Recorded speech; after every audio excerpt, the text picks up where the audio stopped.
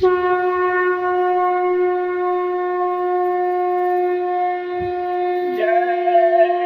गुरुदेव, जय गुरुदेव। तन मन करता कौन खरा, अंडा मछली मांस शराब, दिया फकीरों ने संकेत, कब्रिस्तान नहीं है पेट।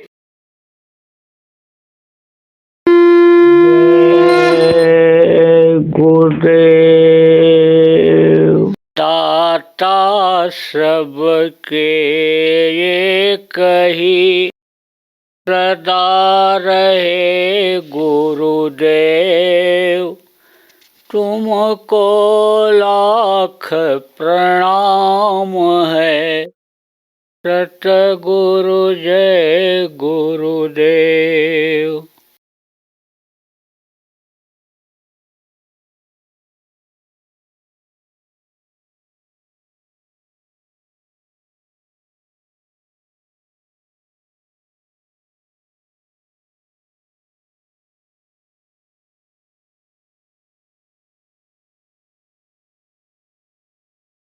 नानक दुखिया सब संसार कोई सुखी नहीं।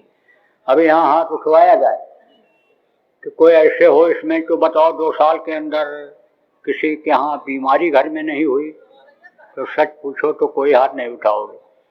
पूछा जाए इधर ये बताओ कि 6 महीने साल भर के अंदर किसी के यहाँ झगड़ा तो नहीं हुआ, कोई नहीं हाथ उठाओ। घर घर बीमारी, घर घर लड़ाई झगड़ा, ना बुढ़े लड़ाई ना जवान लड़े तो लड़के ही एक दूसरे का बाल गाल नोचते रहते हैं, ची पुम लगा रहता है, किसी का नाक बह रहा है, किसी के टट्टी हो रही, किसी बुखार चढ़ा हुआ है, किसी खुश है। तो ये क्या है? ये दुख का संसार है। अब बहुत कुछ दुख तो न जानकारी में आप ले आते हो, बहुत कर्मों के अनुसार जान करके भी ले आते हो, तो तकलीफ तो झेलना ही पड़ता है इस मृत्युलोक में। कर्मों की सजा से कोई बच नहीं पाया। धृतराष्ट्र ने देखो कहा था कृष्ण से, मैं अंधा क्यों हो गया? बोले तुम्हारे कर्म खराब थे। बोले इस जन्म में तो मैंने कोई बुरा कर्म किया नहीं।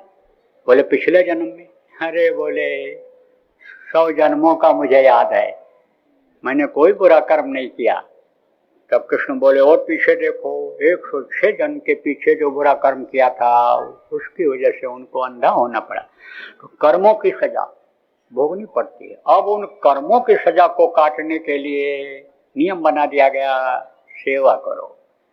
क्योंकि कर्म किससे बनते हैं? तन से, शरीर से। सबसे ज्यादा यानी समझो कर्म शरीर से बनते हैं, बुरे कर्म शरीर से बनते हैं।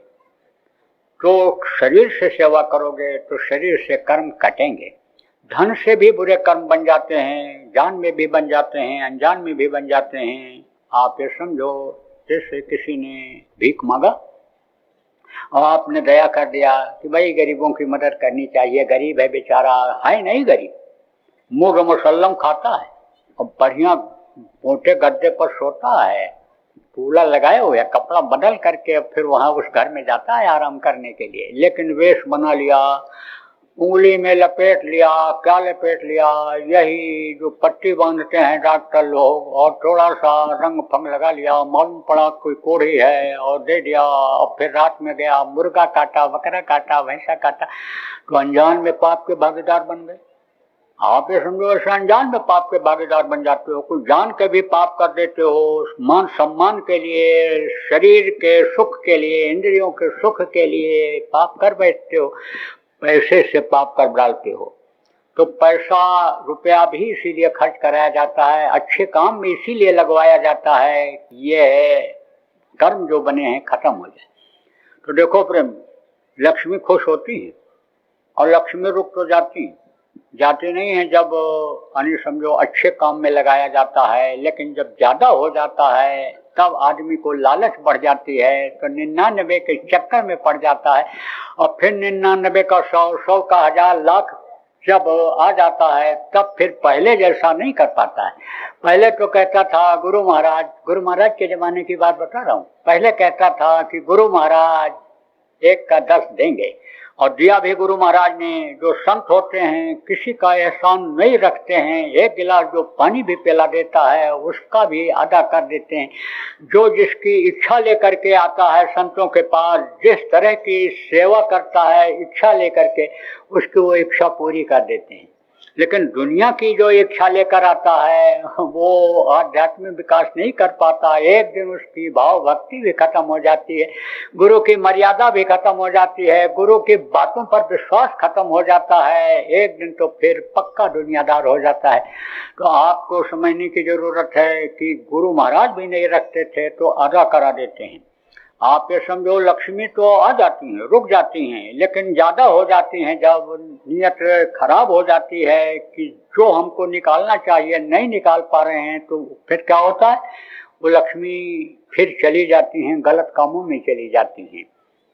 अब आप ये समझो प्रेमियों, जो आप संत मत को समझ गए हो, गुरु भक्ति करते हो, शरीर से सेवा करते हो, भजन ध्यान मौका पा करके करते हो, आप ये समझो आते जाते हो सत्संग में, आपके यहाँ भी अगर समझो पैसा आता है और बराबर अनिश को नहीं करते रहोगे तो समझ लो कि ये जो शरीर की सेवा है, भजन ध्यान है, ये जब पैसा पर निशाना बनाओगे, पैसा जब लाने लग जाओगे, बेईमानी करके, चोरी करके, ठगी करके, रिश्वत लेकर के, ये पैसा जो आएगा फिर ये समझ लो कि तकलीफ देगा आपको। आप ये समझो कि पैसा तो रहेगा कुछ दिन तक, आप ये समझो उसी के लिए आपने मेहनत किया है, लेकिन शरीर से सुखी नहीं रहोगे।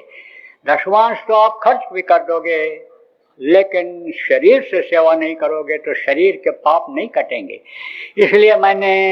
इसलिए आपको बताया कि देख लो अपने अपने गांव में, इलाके में, अपने शहरों में पुराने सत्संगियों को ऐसा तो है, साइकिल भी जिनके पास नहीं थी, मोटर कार में अब दुकान आते जाते हैं, दफ्तर में आते जाते हैं, पैसा तो खूब कमा लिया, लेकिन रात को जब लौटते हैं तब ये जो बहुएं हैं थाली में जब खाना परोसती हैं तो उसी में गोली भी रख देती हैं कि गोली खाओ फिर ये खाना हजम होगा। तब भी लड़के से कहते हैं सिर फटा जा रहा है, पैर में दर्द है, घुटने में जरा मालिश कर दे, तेल लगा दे।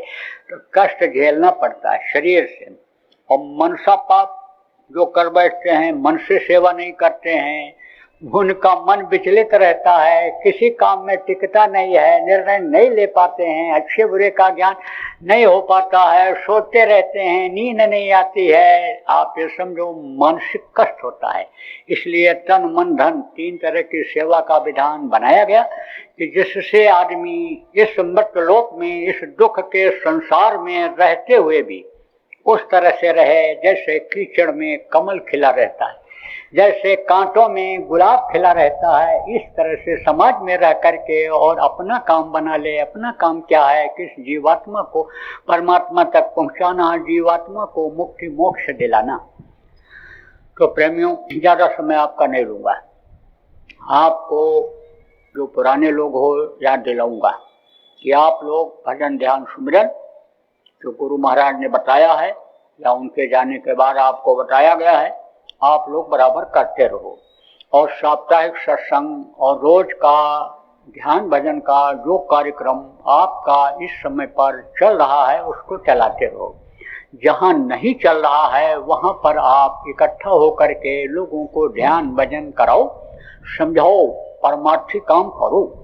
देखो, जीवन बीमा करने वाले एजेंट होते हैं, अच्छा काम मिल जाता है, अच्छी नौकरी मिल जाती है, चले जाते हैं, लेकिन जो बीमा करके जाते हैं उनका कमीशन उनको मिलता जाता है, कमीशन बराबर बैंक में जमा होता जाता है। ऐसे ही जो अच्छा काम आप करोगे, भटके हुए जीवों को समझाओगे, बताओगे, शाकाहारी नशा मुक्त उनको बनाओगे, भजन सुमिरन ध्यान उनको कराओगे, नामदान दिलाओगे और उनको अंतर में फल मिलने लगेगा, तो उस फल के भागीदार कुछ हिस्से के आप भी हो जाओगे। आप समझो कि आपका भी मन अगर इसमें लग गया, सुमिरन करने में लग गया, लगाने में लग गया, कराने में लग गया, लोगों को, भटके हुए लोगों को, जो प्राकृतिक आपदा के अंतर्गत आने वाले हैं, जिनकी आदतें खराब हो गई हैं, उनको सुधार करके, नामदान दिला करके भजन अगर आप कराने लग जाओगे तो आपका भी यह मन हनी भजन में लगने लग जाएगा, आपका भी कुछ काम हो जाएगा, वो बोनस उनके भजन करने का आपको भी मिल जाएगा। आप ये समझो कि कर्म कब बुरे बन जाते हैं, कब अच्छे बनते हैं, इसका पता आपको नहीं है। पहले पता लग जाता था, लेकिन जब लोगों को मालूम हो जाता था कि हमारे पास इतना धन है तो खूब उड़ा देते थे, एकदम से जैसे ला करके कोई रख दे ऐसे और देता चला जाए, ध्यान न दे कितना है, तो सब खत्म हो जाता है। इसीलिए इधर 5वें गुरु अर्जुन देव जब आए तो उन्होंने यानी ऐसा भूल भरम गलवा दिया कि वो भूल जाता है आदमी कि क्या किया वो दिखाई नहीं पड़ता है। लेकिन मुसीबत के समय जो संतों के जीव होते हैं वही अच्छे कर्म उनके काम आ जाते हैं। बुरे कर्म जो आते हैं वो सजा देते हैं, लेकिन अगर गुरु हमेशा याद रहे तो वो शूली का फूल बन जाता है। शूली किसको कहते हैं? फांसी। और फूल किसको कहते हैं? यानी फांसी पर से उतार लेना, उतर जाना, इस तरह का हो जाता है।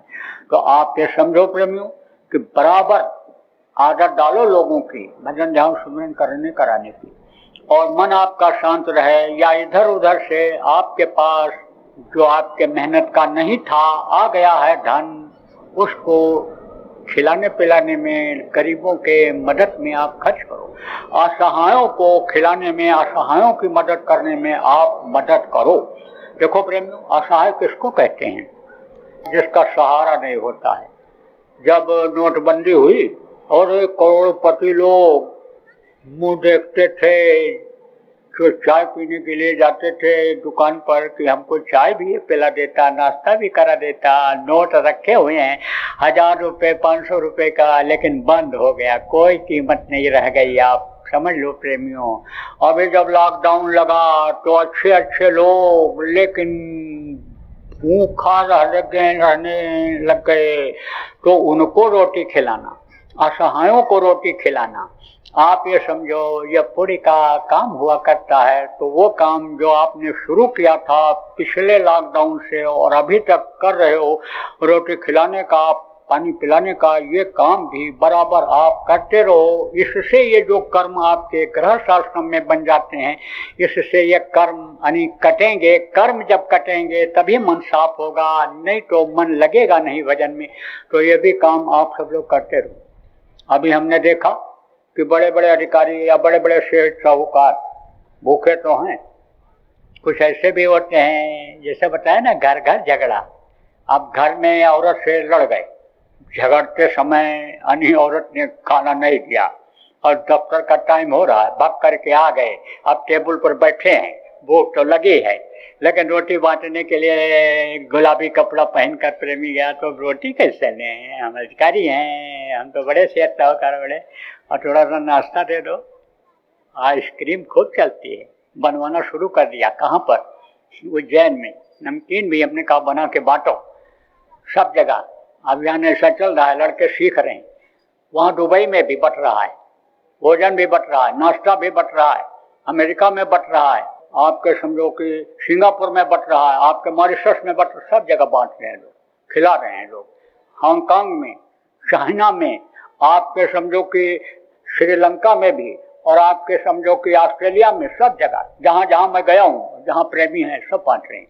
जहाँ नहीं भी गया हूँ, जहाँ के प्रेमी आए हैं हमारे सत्संग में, 32 देशों में, यानी समझो कि कुछ दिन पहले पूछा था तो बोले 32 देशों में अपने प्रेमी हो गए, नामदान लेकर यहीं से गए, और वो भी सब अपने हिसाब से कर रहे हैं। नहीं कुछ है तो हफ्ते में एक दिन, नहीं कुछ है महीने में एक दिन, नहीं कुछ है तो ये गुरु महाराज का जो मासिक भंडारा चालू किया गया है त्रयोदशी को, यानी समझो कि हर महीने में कुछ न कुछ बांटते ही हैं अपने हिसाब से। अब ये रोटी सब्जी जहाँ लोग नहीं खाते हैं, जहाँ जो चीज़ खाते हैं वहाँ वो चीज़ बांट देते हैं, खिलाते हैं लोगों। तो आप ये समझो प्रेमियों कि चालू करवा दिया। इधर आइसक्रीम चलता है तो हमने कहा आइसक्रीम बनाओ, खिलाओ, नमकीन खिलाओ। अब वो आइसक्रीम की ट्रे जब आती है, अरे तो उठा लेते हैं, वो भी खा लेते हैं। अब वो भी एक तरह से असहाय हैं। अने समझो कहते हैं मजबूरी का नाम महात्मा गांधी। मजबूरी है उनकी, मांग के भी माने डॉक्टर में खा सकते हैं। साहब आज खाना नहीं खाया, आज नाश्ता नहीं किए थे, क्या कोई बात हो गई थी? चपरासी लोगों को भी मालूम है, क्योंकि उनके ऊपर भी वही बीती है। वो भी तो लड़ झगड़ के चले आते थे, नहीं मिलता था तो समझ जाते हैं साहब क्या आज नाश्ता नहीं किए थे, कुछ मांग रहे हो पहुंचते ही। तो असहायों को यानी जिसको जरूरत है उसको देना, ये समझो कि पुण्य का काम होता है, उससे ज्यादा लाभ मिलता है। बड़े आदमी लोग कंबल बांट देते हैं, किसको देते हैं? जो स्कूटर से उनके यहाँ आता है सफाई करने के लिए, जो बाइक से उनके यहाँ आता है कपड़ा धोने के लिए, दाई जो आती है ऑटो करके आती है सफाई करने के लिए, जो मोटे गद्दे पर सोती है उसको क्या देते हैं? कंबल देते हैं। और वो बेचारे अपने प्रेमियों ने कंबल बांटा तो बताया कि हम लोग ऐसे नहीं बांटे। गए तो देखा कि बोरा ओढ़े लेटे हुए, बोरा, और नीचे बोरा डाले हैं और ऊपर से क्या डाले हैं? समझो गुदड़ी, और ये सब फटा हुआ, इसमें सुराख है। समझो आपकी मोमजमा नीचे डाले हुए हैं, मोमजमा उड़ न जाए, उसके ऊपर पुआल जिसको कहते हो, पैरा या पूरा जिसको कहते हो, वो डाले हुए हैं। किस लिए? ठंडी से बचने के लिए। उनको जगह जगह करके कंबल दिया। ऐसे की सेवा करने से वो जो उनका मन है, मन भी आशीर्वाद देता है। आत्मा आप कहते हो आशीर्वाद देती है, तो आत्मा मन के साथ इसमें जुड़ी हुई है तो उसका फल मिल जाता है। तो ये सब काम आप लोग करते रहो, चलाते रहो ये अभियान। आप ये समझो ये एक तरह से आपका डुगडुगी का भी काम करेगा। डुगडुगी किसको कहते हैं? डमरू जैसे बजाता है मदारी, जाता है गांव में तो सब इकट्ठा हो जाते हैं, फिर वो क्या करता है? खेल दिखाता है। उसका लक्ष्य क्या रहता है कि हमारा पेट भरे, हमारा ये जो भालू है, ये जिसको हम नचाने दिखाने लाए हैं, इसका पेट भरे, जो बंदर लाया हूँ इसका पेट भरे, उसका निशाना ये रहता है। लेकिन डुगडुगी बजाता है। तो आपका निशाना क्या है? जो गुरु महाराज का निशाना प्रेमियों था कि हम आए वही देश से जहां तुम्हारो धाम, और तुमको घर पहुंचाऊं ना एक हमारो काम। आपका निशाना तो ये है कि हर जीव को हम उनके घर पहुंचा दें। तो जब रोटी मिलती है, जैसे जाने लगते हैं विदेशों में, बताया लोगों ने, तो फैक्ट्री से जब निकलते हैं, बड़ी बड़ी फैक्ट्रियां हैं, तो जब निकलते हैं तो वहां जाओ कुछ कहो तो कोई सुनने वाला नहीं। क्यों? क्योंकि हारे थके भूखे रहते हैं, चल करके पेट में कुछ डालेंगे, कुछ चूल्हा फूकेंगे, बनाएंगे, कुछ गैस जलाएंगे, तब खाएंगे। अब उनको जब रोटी दे दो तो रोटी खाते रहते हैं और सुनते रहते हैं। अब उसी जिले भाग करके जा रहे थे तो सुनते रहते हैं। बहुत बदल गए। असली चीज जब कोई पा जाता है तो नकली पर से ध्यान उसका हट जाता है, विश्वास नकली पर से खत्म हो जाता है, फिर असल की तरफ ही बढ़ता है। तो ये तो आपकी ठोस चीज है। ये जो गुरु महाराज की बातें हैं, ये जो सत्संग है, ये ठोस है।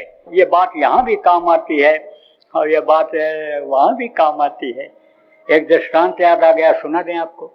देखो ब्रह्म, एक राजा की सवारी जा रही थी।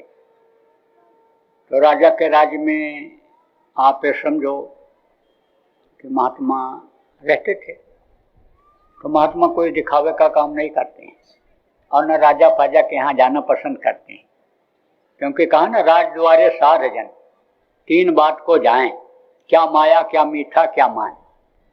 राजा लोग बढ़िया मिठाई खिलाते थे तो मीठा खाने को मिलता था। अब तो मीठा बहुत बनाने लग गए, घर घर बनने लग गया, पहले ऐसा नहीं था। तो मीठा खाने लिए जाते हैं और मान सम्मान बढ़ता है, सब प्रणाम करते हैं, पैर छूते हैं। राजा भी यानी प्रणाम सलाम करता है, बैठाता है, इज्जत देता है, जलते समय कुछ दक्षिणा भी देता है।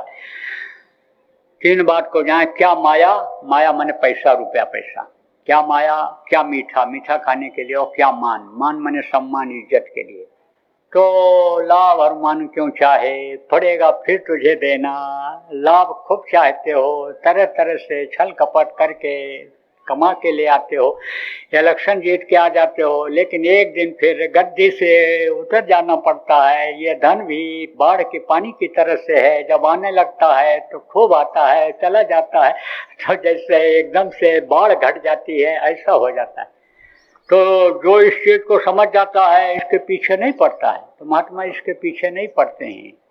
और आप समझो सम्मान मिलेगा, धन मिलेगा, ये चीजें मिलेंगी तो जाएगा ये जरूर। इसीलिए कहा गया जो समझे प्रभुता पर छाही, प्रभुता पाए ताय मन नहीं। तो ये समझो कि काम क्रोध लोभ मोह अहंकार ये जो हैं और ये रजोगुण तमोगुण सतोगुण इससे ये परे हो जाते हैं महात्मा। तो लेकिन कहते हैं प्रभुता छिपी नहीं रह सकती है।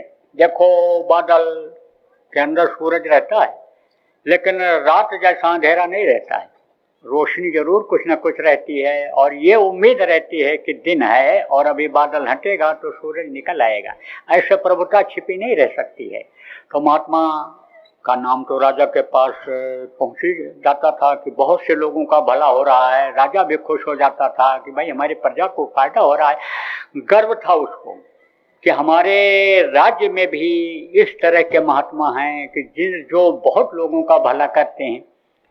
तो उधर से सवारी जा रही थी, राजा लोग सवारी पर बैठ करके रथ पर बैठ करके यानी प्रजा का हाल चाल लेते थे, मिलते जुलते थे, प्रजा के दुख तकलीफ को सुनते थे, देखते थे, उसका निवारण करते थे। गद्दी पर तो बैठ करके निर्णय लेते थे, कानून बनाते थे, आदमी लगाते थे उनकी सेवा के लिए, लेकिन हाल चाल खुद लिया करते थे। तो अब आप ये समझो प्रेमियों कि जब उधर आए तो कहा कौन सी एरिया है, ये एरिया है। तो इधर तो कोई महात्मा रहते हैं, हाँ रहते हैं महाराज, उनकी तो बड़ी ख्याति है, बहुत लोग उनके पास जाते हैं, तो चलो जरा हम भी दर्शन कर लें।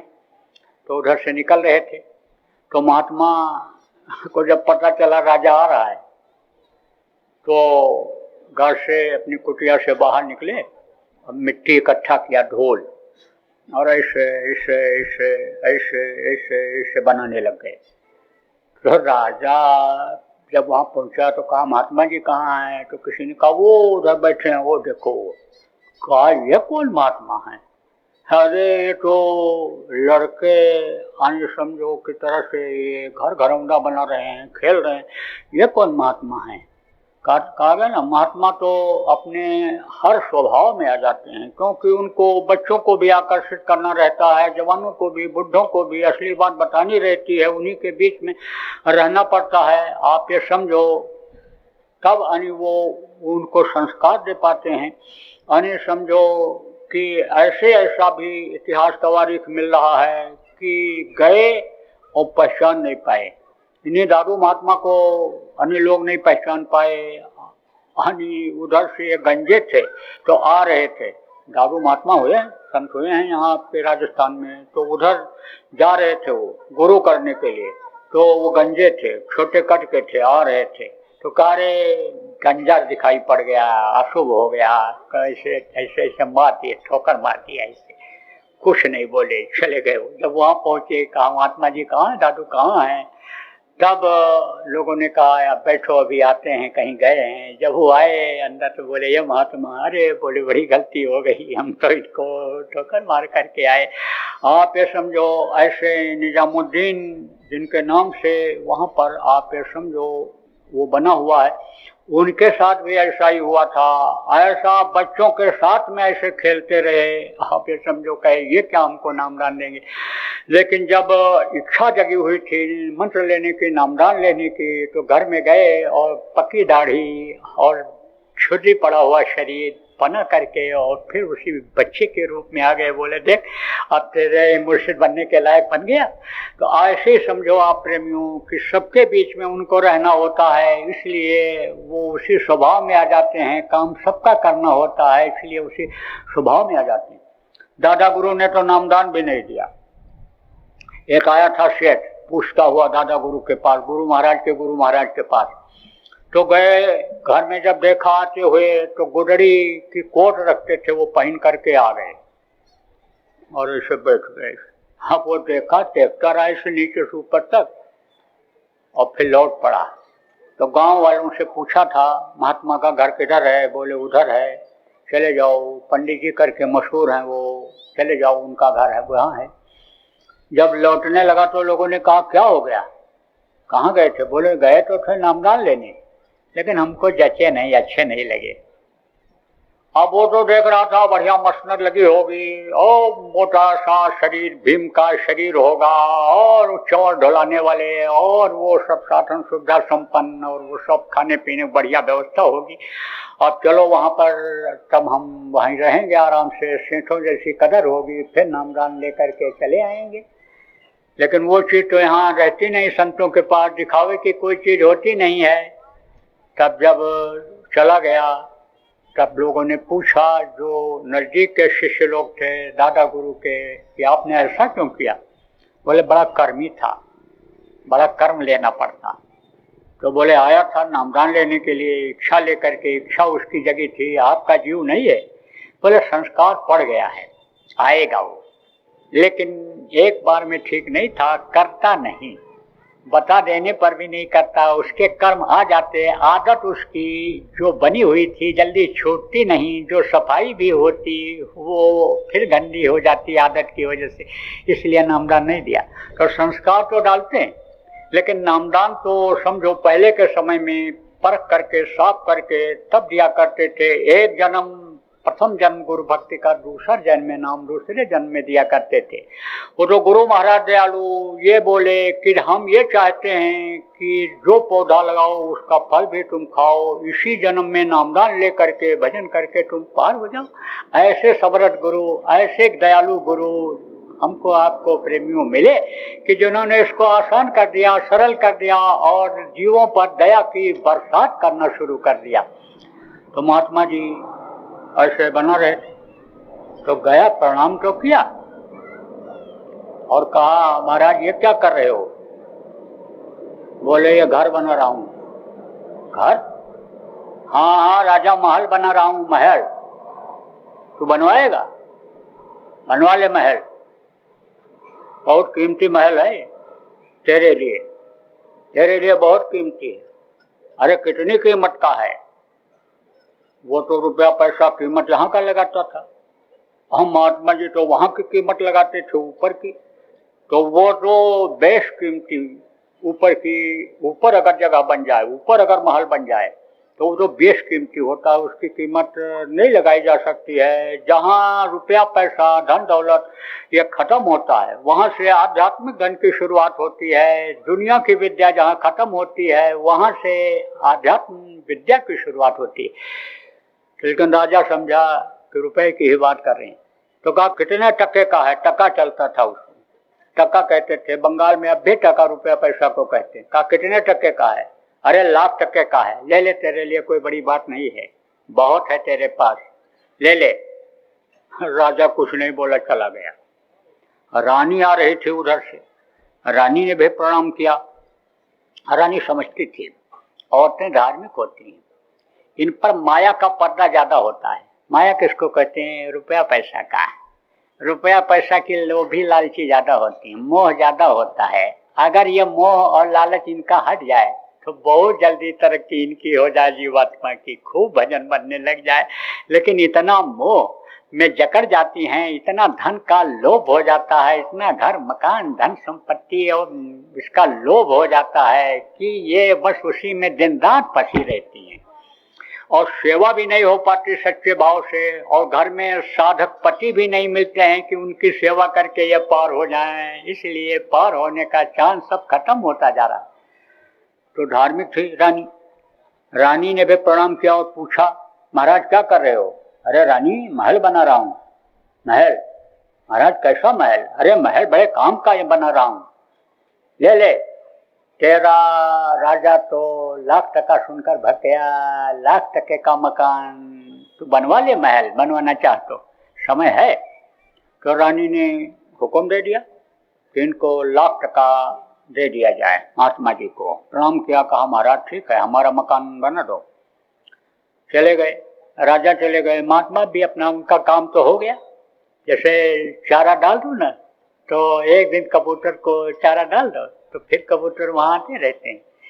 आप ये समझो जैसे एक दिन कोई कुत्ता बिल्ली है या कोई भी जानवर है, उसको आप डाल दो, भोजन दे दो। गाय है तो गाय भी आती है, खड़ी रहती है दरवाजे के सामने, जब तक रोटी नहीं मिलती है तब तक नहीं जाती।